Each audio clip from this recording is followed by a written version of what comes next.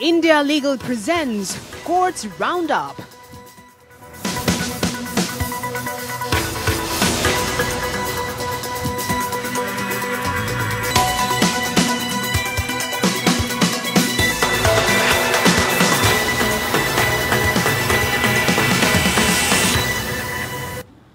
नमस्कार, आपके साथ मैं हूं पूजा कविया गोमा। कोर्ट्स राउंडअप में आप सभी का स्वागत है। इस बुलेटिन में अगले आधे घंटे हम आपको कोर्ट से जुड़ी तमाम छोटी बड़ी खबरों से रूबरू करवाएंगे। कोर्ट की कार्यवाही और सुप्रीम कोर्ट से लेकर हाई कोर्ट और लोअर कोर्ट तक के फैसलों को आपके सामने रखेंगे।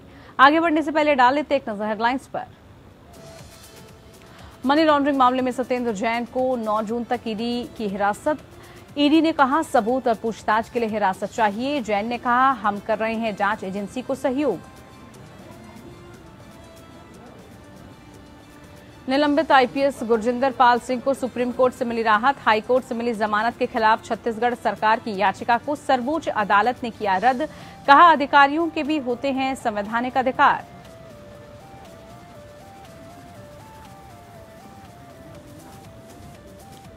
अनिल देशमुख की जमानत पर सुप्रीम कोर्ट ने बॉम्बे हाई कोर्ट को जल्द सुनवाई करने को कहा। बीमारी का हवाला देकर जल्द सुनवाई करने की रखी थी दलील।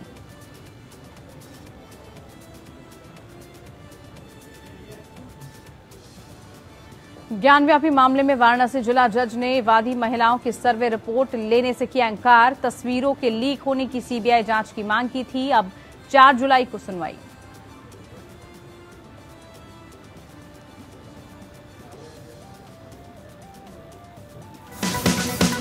India Legal presents Courts Roundup.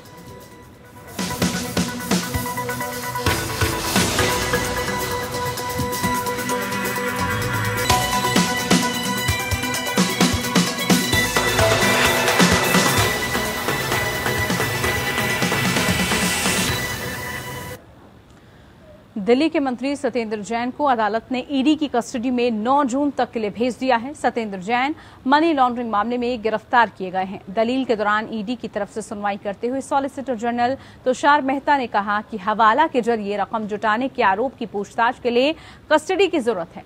वहीं सत्येंद्र जैन के वकील हरिहरन ने कहा कि ईडी के पास कोई सबूत नहीं है।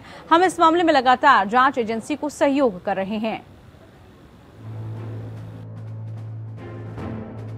मनी लॉन्ड्रिंग मामले में गिरफ्तार दिल्ली के मंत्री सत्येंद्र जैन को राउज एवेन्यू कोर्ट में पेश किया गया। कोर्ट में प्रवर्तन निदेशालय या ईडी ने सत्येंद्र जैन की कोर्ट से 14 दिन की रिमांड मांगी। दलीलें सुनने के बाद कोर्ट ने सत्येंद्र जैन को 9 जून तक ईडी की कस्टडी में भेजने का आदेश दिया। ईडी की तरफ से सॉलिसिटर जनरल तुषार मेहता ने जैन की 14 दिन की पुलिस हिरासत की मांग की। तुषार मेहता ने कहा कि फरवरी 2015 से मई 2017 के बीच जो ट्रांजैक्शन हुआ हमारे पास उसकी डाटा एंट्री है, जिससे पता चलता है कि कैसे हवाला में पैसा लगाया गया और दिल्ली से कलकत्ता बेस्ड सेल कंपनी को भेजा गया। कोर्ट ने मेहता से पूछा 14 दिन की कस्टडी क्यों चाहिए। सॉलिसिटर जनरल तुषार मेहता ने कहा कि 2015 से 2017 के बीच सीबीआई और आईटी द्वारा 4.81 करोड़ रुपए की आय से अधिक संपत्ति की जानकारी चाहिए। हवाला के जरिए रकम जुटाने के आरोप की पूछताछ के लिए कस्टडी की जरूरत है। मेहता ने कहा कि जो चेक मिले हैं वो किन लोगों के पैसे हैं, क्या उन पैसों का इस्तेमाल भी हवाला में तो नहीं हुआ है, ये जानकारी भी चाहिए। मेहता ने कहा कि 8 कंपनियों के शेयर खरीदे गए हैं, वो जैन से जुड़ी हुई हैं। जिन कंपनियों से पैसा ट्रांसफर किया गया है उसका सोर्स भी पता नहीं है। साथ ही इस मामले की जांच में जो अहम सबूत मिले हैं उनका सत्येंद्र जैन से आमने सामने पूछताछ भी करना है। इसके अलावा मेहता ने कहा कि इस मामले में सत्येंद्र जैन को अंतरिम जमानत भी नहीं दी जानी चाहिए, क्योंकि अगर सत्येंद्र जैन को जमानत मिलेगी तो वो सबूतों के साथ छेड़छाड़ कर सकते हैं। ईडी की तरफ से मेहता की बहस पूरी होने के बाद मंत्री सत्येंद्र जैन की तरफ वकील हरिहरन ने पक्ष रखना शुरू किया। वकील हरिहरन ने कहा कि ये मामला 2017 से चल रहा है। इसमें जो भी आरोप लगाए गए हैं उनका कोई आधार नहीं है। इस मामले में लगातार जांच एजेंसी को सहयोग कर रहे हैं। सीबीआई भी आय का कोई स्रोत नहीं बता पाए। उनके पास इस बात का कोई सबूत नहीं है कि पैसे मैंने दिए थे। जांच एजेंसी ने घर की 2 बार तलाशी ले चुका है। बैंक खाते भी जब्त कर दिए गए हैं। सह आरोपी के बैंक लॉकर में सब कुछ मिला है। उनका इससे कोई संबंध नहीं है। दोनों पक्षों की दलीलें सुनने के बाद दिल्ली की राउज एवेन्यू कोर्ट ने सत्येंद्र जैन को 9 जून तक ईडी की कस्टडी में भेजने का आदेश दिया। सत्येंद्र जैन प्रवर्तन निदेशालय द्वारा सोमवार को गिरफ्तार किए गए थे। प्रवर्तन निदेशालय ने कोलकाता स्थित कंपनी से जुड़े हवाला की लेन-देन के मामले में उन्हें गिरफ्तार किया है। प्रवर्तन निदेशालय के अधिकारियों ने सोमवार को कुछ घंटों की पूछताछ के बाद जैन को धन शोधन निवारण अधिनियम की आपराधिक धाराओं के तहत हिरासत में ले लिया है। Bureau report. तो इधर मनी लॉन्ड्रिंग मामले में महाराष्ट्र के पूर्व गृह मंत्री अनिल देशमुख को राहत मिली है। सुप्रीम कोर्ट ने कहा कि अनिल देशमुख बॉम्बे हाई कोर्ट में जमानत याचिका पर जल्द सुनवाई के लिए अर्जी दाखिल कर सकते हैं। जस्टिस अजय रस्तोगी और जस्टिस बीवी नागरत्ना की अवकाशकालीन पीठ ने कहा, उम्मीद और विश्वास है कि उच्च न्यायालय इस मामले पर तेजी से सुनवाई करेगा। देशमुख के वकील कपिल सिब्बल ने बीमारी का हवाला देकर जल्द सुनवाई करने की दलील रखी थी।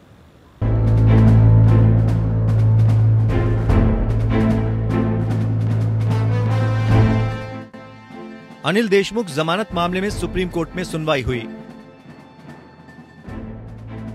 सुप्रीम कोर्ट ने महाराष्ट्र के पूर्व गृह मंत्री अनिल देशमुख को बॉम्बे हाई कोर्ट के समक्ष आवेदन दायर करने की स्वतंत्रता दी है। इस आवेदन में ईडी द्वारा जांच की जा रही मनी लॉन्ड्रिंग मामले में उनकी जमानत अर्जी को जल्द से जल्द सूचीबद्ध करने की मांग की गई थी। सुप्रीम कोर्ट ने अनिल देशमुख को बॉम्बे हाई कोर्ट के सामने अपनी जमानत अर्जी पर जल्द सुनवाई की मांग करते हुए अर्जी दाखिल करने को कहा है। साथ ही कोर्ट ने ये भी कहा कि हम उम्मीद करते हैं कि बॉम्बे हाई कोर्ट अनिल देशमुख की जमानत अर्जी पर तेजी से सुनवाई कर निपटारा करेगा। देशमुख के वकील कपिल सिब्बल ने दलील दी कि देशमुख 73 साल के बीमार बुजुर्ग हैं, कई तरह की बीमारियां हैं, लिहाजा उनकी जमानत अर्जी पर जल्द और संवेदना व सहानुभूति पूर्वक विचार कर निपटारा किया जाए। अनिल देशमुख ने सुप्रीम कोर्ट में याचिका दाखिल कर कहा था कि 25 मार्च को उनकी तरफ से बॉम्बे हाई कोर्ट में जमानत याचिका दाखिल की गई थी, जिस पर सुनवाई नहीं हो रही है। आज सुप्रीम कोर्ट ने आदेश जारी कर हाई कोर्ट से मामले पर जल्द सुनवाई करने को कहा है। महाराष्ट्र के पूर्व गृह मंत्री अनिल देशमुख को पिछले दिनों हाई ब्लड प्रेशर और सीने में दर्द की शिकायत के बाद अस्पताल में भर्ती कराया गया। वे जुडिशियल कस्टडी में जेल में बंद हैं। अनिल देशमुख पर भ्रष्टाचार का आरोप है और इस मामले में सीबीआई ने 6 अप्रैल को उन्हें गिरफ्तार किया था। गिरफ्तारी से एक दिन पहले देशमुख जेजे अस्पताल से डिस्चार्ज हुए थे।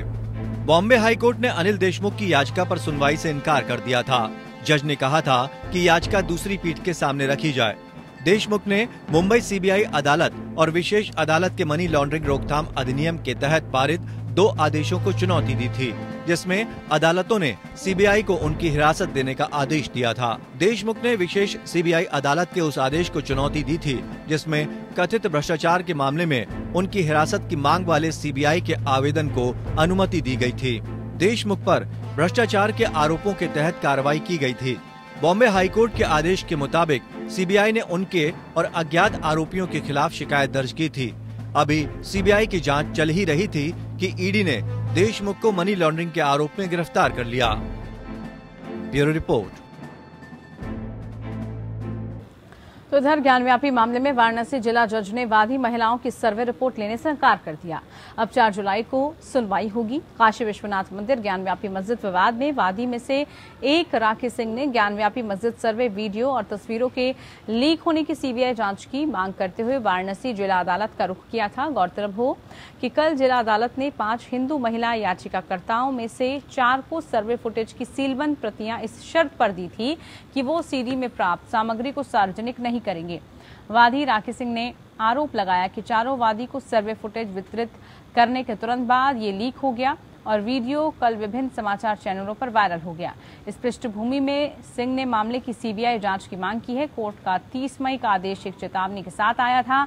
मामले की संवेदनशीलता को देखते हुए वीडियो और तस्वीरों का इस्तेमाल विवाद के पक्षकारों द्वारा केवल आयुक्त की रिपोर्ट के खिलाफ आपत्ति दर्ज करने के लिए किया जाएगा और अदालत की अनुमति के बिना वीडियो और तस्वीरें सार्वजनिक नहीं की जाएंगी। कोर्ट ने यह भी स्पष्ट किया था कि वाद में पक्षकारों को केवल वीडियोग्राफी और फोटोग्राफी की प्रतियां प्रदान की जाएंगी और पक्षों को एक अंडरटेकिंग भी प्रस्तुत करनी होगी कि न्यायालय की अनुमति के बिना इसे सार्वजनिक रूप से साझा नहीं किया जाएगा। ये आदेश 5 हिंदू महिला उपासकों वादी द्वारा आयोग की वीडियोग्राफी और फोटोग्राफी की प्रतियां मांगने के लिए एक आवेदन पर आया था। हालांकि मस्जिद कमेटी ने वीडियो को सार्वजनिक करने की मांग का विरोध किया था। गौरतलब हो कि वादी को कल वीडियो सीडी सौंपी गई है, क्योंकि उन्होंने ये अंडरटेकिंग दिया था कि वो उसे अदालत की अनुमति के बिना सार्वजनिक नहीं करेंगे। वहीं लखनऊ की टीले वाली मस्जिद के मामले में दायर याचिका पर लखनऊ की एडीजे कोर्ट ने सुनवाई करते हुए दोनों पक्षों को आगे वक्त देने से इनकार कर दिया। गौरतलब हो कि ज्ञानव्यापी के बाद लखनऊ की टीले वाली मस्जिद को हिंदू महासभा ने लक्ष्मण टीला होने का दावा किया था। सोमवार को सत्र अदालत में इस अर्जी पर सुनवाई के दौरान वादी और प्रतिवादी पक्ष की बहस पूरी नहीं हो सकी थी, जिसके बाद एडीजी कल्पना ने शेष बहस के लिए मंगलवार सुबह का समय नियत किया, जिस पर आज सुनवाई पूरी हो गई है। दरअसल साल 2013 में निचली अदालत में दाखिल इस वाद में मस्जिद को हटाकर इसका कब्जा हिंदुओं को देने की मांग की गई है। कहा गया है कि ये पूरा परिसर शेष नागेश टीलेश्वर महादेव का स्थान है, लिहाजा इस पर हिंदुओं को पूजा अर्चना करने की अनुमति दी जाए और उनके दर्शन में बाधा डालने वालों पर रोक लगाई जाए। एप्लीकेशन ये लगाई थी कि चूंकि ये वक्फ बोर्ड की प्रॉपर्टी है, इसलिए जो है सिविल कोर्ट को इसे कंसीडर करने का राइट नहीं है, बार है। उसपे जो है ये कहा गया कि जो मंदिर या मजार है वो some portion of the Lakshman Tila है, इंटायर लक्ष्मण टीला के उसमें नहीं है। इसलिए जो है वो जो है इनकी जो एप्लीकेशन है वो जो है वो मान्य नहीं है। कोर्ट ने हमारे ऑब्जेक्शन को माना और इनकी एप्लीकेशन को खारिज कर दिया। उन्होंने टाइम लेने की कोशिश की, कोर्ट ने मना कर दिया। दोनों पक्षों की बहस जो है पूर्ण हो गई है। सभी का निलंबित आईपीएस गुरजिंदर पाल सिंह की जमानत के मामले में छत्तीसगढ़ सरकार को झटका देती हुई सुप्रीम कोर्ट ने राज्य सरकार की याचिका खारिज कर दी है। गुरजिंदर पाल सिंह की जमानत पर रिहाई बरकरार रखते हुए कोर्ट ने राज्य सरकार की दलील नामंजूर कर दी। कोर्ट ने कहा कि अधिकारियों के भी अधिकार होते हैं। गुरजिंदर पाल सिंह आय से अधिक संपत्ति मामले में निलंबित है।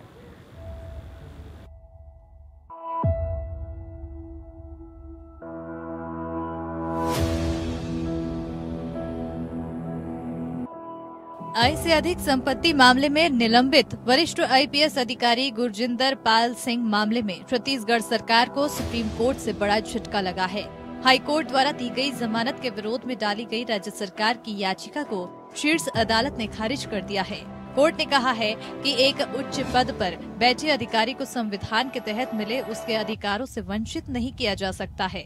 दरअसल आईपीएस अधिकारी गुरजिंदर पाल सिंह को 12 मई 2022 को हाईकोर्ट ने जमानत दी थी। इस फैसले का विरोध करते हुए राज्य सरकार ने सुप्रीम कोर्ट में याचिका दायर की थी। न्यायमूर्ति BR गवई और न्यायमूर्ति हिमा कोहली की पीठ ने कहा, हाईकोर्ट के फैसले के खिलाफ राज्य सरकार की अपील पूरी तरह से अनुचित कवायद है। जमानत के लिए एक आवेदन पर विचार करते समय आवेदक की स्थिति पर विचार नहीं किया जाना चाहिए। एक सामान्य नागरिक की तरह अधिकारी के भी हक होते हैं। संविधान के तहत एक सामान्य नागरिक और हाई रैंक ऑफिसर दोनों के हक सामने होते हैं, इसलिए इसे उसके हक से वंचित नहीं किया जा सकता। सुप्रीम कोर्ट ने कहा है कि आय से अधिक संपत्ति मामले में अधिकारी के खिलाफ अधिकांश सबूत दस्तावेजी हैं। ऐसे में सबूतों के साथ छेड़छाड़ का कोई सवाल ही नहीं है। इस मामले में हाईकोर्ट ने कड़ी शर्तें भी लगाई है। कोर्ट ने सुनवाई के दौरान कहा कि याचिका में कोई मेरिट नहीं दिखती, इसलिए याचिका खारिज की जाती है। दरअसल राज्य सरकार की ओर से कहा गया था कि गुरजिंदर सिंह अतिरिक्त पुलिस महानिदेशक के रैंक के एक उच्च पदस्थ पुलिस अधिकारी हैं और सबूतों से छेड़छाड़ और गवाहों को प्रभावित करने में शामिल रहे हैं। हाईकोर्ट ने इसकी अनदेखी की है। गुरजिंदर पाल सिंह 1994 बैच के आईपीएस अधिकारी हैं। बीजेपी शासन के दौरान वो रायपुर, दुर्ग और बिलासपुर में आईजी के रूप में तैनात रहे थे। यहीं पर उनके खिलाफ आपराधिक मामले दर्ज किए गए हैं। आरोपों के बाद उन्हें छत्तीसगढ़ पुलिस अकादमी के निदेशक के पद से उन्हें निलंबित कर दिया गया था। निलंबित आईपीएस अधिकारी गुरजिंदर पाल सिंह पर अवैध संपत्ति और राजद्रोह का केस चल रहा है। इस मामले में आर्थिक अपराध शाखा और भ्रष्टाचार निरोधक ब्यूरो ने छापे मारते हुए 10 करोड़ रुपए से अधिक की आय से अधिक संपत्ति का पता लगाया था। उनके ठिकानों में मारे गए छापे के दौरान कंप्यूटर से मिली सामग्री के आधार पर उन पर सरकार के खिलाफ साजिश रचने का भी आरोप लगा है। इस सिलसिले में उन पर आईपीसी की धारा 124A के तहत राजद्रोह का भी मुकदमा दर्ज किया गया था। Bureau report.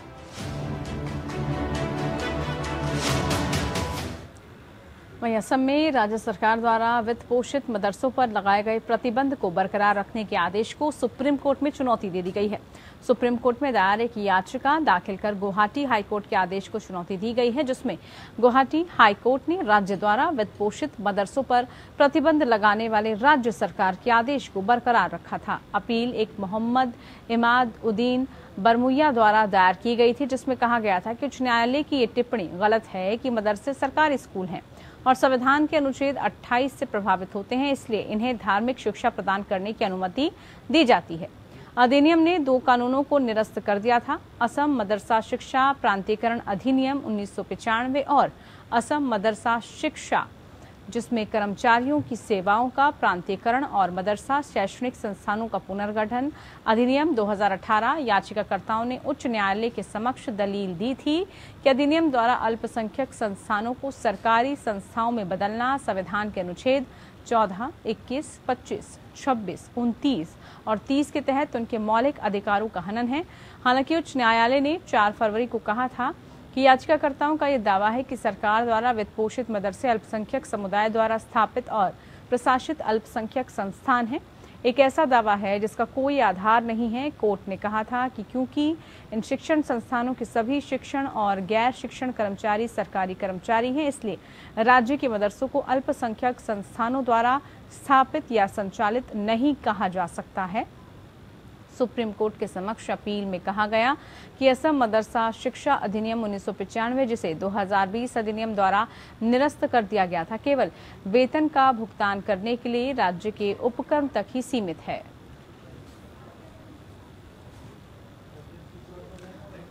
पंजाबी गायक और कांग्रेस नेता सिद्धू मूसेवाला की हत्या के आरोपी जेल में बंद गैंगस्टर लॉरेंस बिश्नोई ने एनआईए कोर्ट के बाद दिल्ली हाई कोर्ट में अपनी सुरक्षा को लेकर याचिका दायर की है।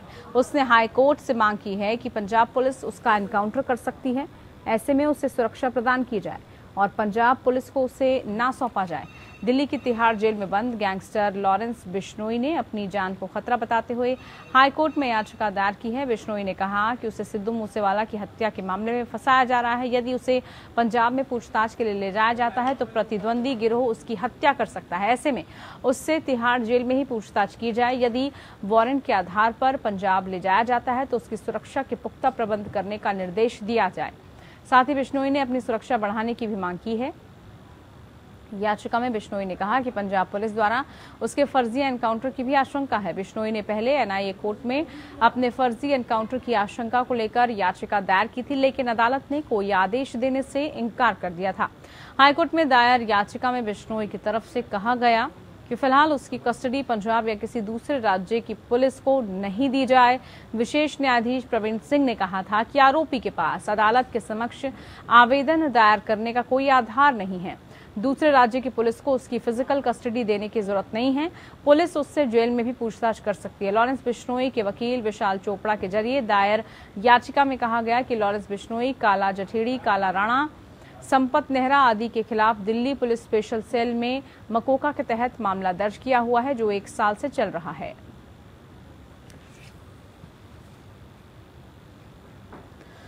वहीं केरल उच्च न्यायालय ने मंगलवार को मलयालम अभिनेता निर्माता विजय बाबू को एक अभिनेत्री की शिकायत के आधार पर उनके खिलाफ दर्ज एक बलात्कार के मामले में अंतरिम जमानत दे दी है। न्यायमूर्ति बेजू कुरियन थॉमस ने कहा, बाबू जो दुबई में अपने खिलाफ मामला दर्ज होने के बाद से हैं, वो भारत वापस आने और आत्मसमर्पण करने के इच्छुक थे, लेकिन हवाई अड्डे पर पहुंचने पर उन्होंने तत्काल गिरफ्तारी की आशंका जताई। बाबू को जांच में सहयोग करने का निर्देश दिया गया था जब तक कि शुक्रवार 2 जून को मामले की अगली सुनवाई नहीं हो जाती। आज की सुनवाई के दौरान न्यायमूर्ति थॉमस ने न्यायमूर्ति गोपीनाथ पी, जिन्होंने पहले मामले की सुनवाई की थी, उनके विचार से सहमति व्यक्त की है कि बेहतर होगा कि उन्हें अंतरिम संरक्षण दिया जाए ताकि वो भारत वापस आ सकें। हालांकि वरिष्ठ अधिवक्ता ग्रेसियस कुराकोस के नेतृत्व में अभियोजन पक्ष ने उसी के विरोध करना जारी रखा, जिसमें दावा किया गया था कि बाबू फरार है और इसलिए अदालत से किसी भी राहत के हकदार नहीं है। अंतरिम या अन्यथा न्यायाधीश ने बार में आरोपी व्यक्तियों के कानून से फरार होने और अन्य देशों में शरण लेने के मामलों से निपटने के अपने अनुभव के बारे में बताया। अदालत बाबू द्वारा एडवोकेट एस राजीव के माध्यम से दायर अग्रिम जमानत याचिका पर विचार कर रही थी, जिसमें कहा गया था कि उनके खिलाफ शिकायत उन्हें ब्लैकमेल करने के प्रयास के अलावा और कुछ नहीं थी। ये दावा करते हुए सबूत दिखाते हैं कि कोई गैर सहमति संबंध नहीं था। बाबू ने आपराधिक प्रक्रिया संहिता की धारा 438 के तहत अग्रिम जमानत के लिए अदालत का दरवाजा खटखटाया था। चलिए इसी के साथ कोर्ट्स राउंड अप में फिलहाल के लिए इतना ही। नमस्कार। India Legal presents Courts Roundup.